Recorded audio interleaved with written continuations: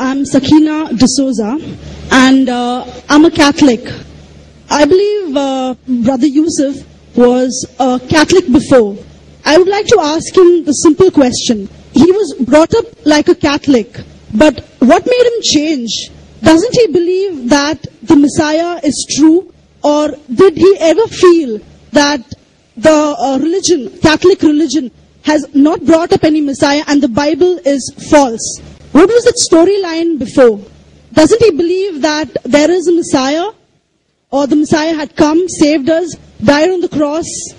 Thank you very much for a good question. I hate to disappoint you, but I wasn't a Catholic. But I was with a Catholic priest the night that he accepted Islam.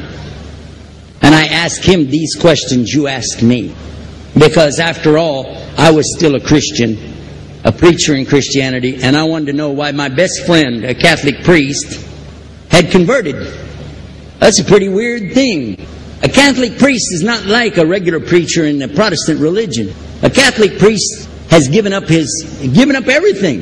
He's given up his life to be a Catholic priest. When he enters into this realm, he's basically given away everything. He can't have a wife, he can't have children, obviously no grandchildren. He has no home, he just lives in a rectory or wherever they give him a place to stay. And he's sent wherever they tell him to go, do whatever he's told to do, and that's it. And he cannot disobey the Pope, otherwise they can kick him out of the religion, and if they do, he's excommunicated and he goes to hell forever.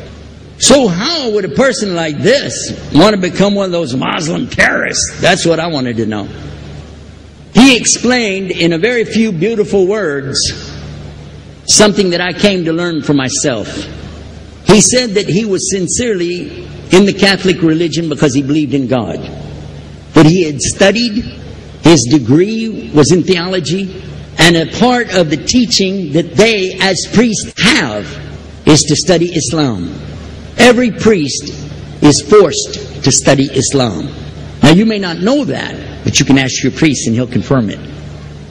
And when you study Islam, even when Islam is taught to you by somebody who hates Islam, as long as they don't corrupt it too far, you can still see the truth in Islam. A classical example happened to me just recently when I was in Saudi Arabia. A friend of mine, very old copy of one of the first Qurans ever translated to English by George Sale. George Sale hated Islam, he hated the Muslims, but when he translated the Quran to English, he was true to the text of the words. Although maybe not getting all the meaning, he certainly was true to the text of the words. I was shocked when I read it. Have you seen it? You know what I'm talking about? Amazing. And listen to this. George Bernard Shaw, for instance, is one of many, a long list of people who read this and realized the truth of Islam. When people see the truth of Islam, it can change them if they want to be guided. If they want the truth, it can change them. You might think, I'm a Catholic, I'll never be anything but a Catholic. But I'm going to ask you a question, and I want you to be honest. This is not for you to, start a debate, but just be honest. Was Jesus a Catholic?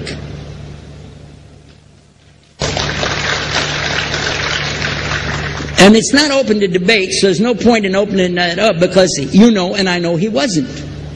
The Catholic Church was in business about 300 years before Jesus was born. It's on their website. Don't go like this. It's on their website. That's where I took it from. The Catholic Church was really started in Rome by Alexander the Great. Do you know what the word Catholic means? It means universal. It was the universal church for the Roman Empire. If you didn't join it, you could not be a Roman citizen. And it was opposed to the teachings of Judaism and opposed to the teachings of the early Christians for more than 200 and some years. And they were diametrically opposed to each other to the extent that it was the Romans killing the early Christians. Now, if you understand that, and you go to their website and read, they didn't even take over Christianity until the year 325 AD. And when they did, they changed a lot of things. Again, referring to their own website. But if you want to check it in Britannica or Americana or grow your encyclopedias, go ahead and read about the Catholic Church. When in August of 325 AD at the Nicaea Council, they took over, first thing they said was, let's change the date of the birth of Jesus to be the same date as that of Mithras, which was the god, one of the gods worshipped there, and also the sun god's birthday was the same day, December the 25th, believing it to be the shortest day of the year. And Constantine was a sun worshipper of Sol Invictus. Go to the website, read it for yourself. There are a lot of points, but not the least of which, even today, if you go in any Catholic church, and I have, you'll see so many portraits and statues and idols and images throughout the whole place. But for the one who's never experienced that, for a Muslim who knows about these images, he'll be like, whoa, a'udhu billah. Whoa, what's this? The first time I walked in a Catholic church, I was about 10 years old. I was shocked. I was shocked at the idols and statues everywhere, because in the Protestant religion, we were brought up to believe that the second commandment was just as important as the first commandment. The first commandment in the Bible, in Exodus, is the same as the first commandment in the book of Deuteronomy. It says, I am the Lord your God that brought you out of the land of Egypt in the house of bondage. You know no other God beside me. Beside me there's no other gods. Thou shalt not have any other gods beside me. How many in this room agree with that commandment? Raise your hand. You notice the Muslims are raising their hand, because it means Ashhadu an la ilaha illallah. That's the first commandment for us as well. The second commandment you have clearly says, thou shalt not make any idol, any graven image of anything that creeps upon the earth, swims in the sea beneath, or flies in the air above. And I was sitting in a church one time, sitting there in the morning service, watching, the preacher talk. And, they go on and on and on. And sometimes you lose your train of thought. I was looking. Whoa! On the front of the podium, there was a fish. A fish. For the symbol, make you fishers of men. They had a fish. I said, whoa. Then I looked up above his head at the big stained glass window, and it had a dove. And he had the olive branch in his mouth. The dove is flying, the bird, I said, whoa. And then I look over here, and there's a cross with a man hanging on it. I said, wow, they didn't miss a single one. They got them all.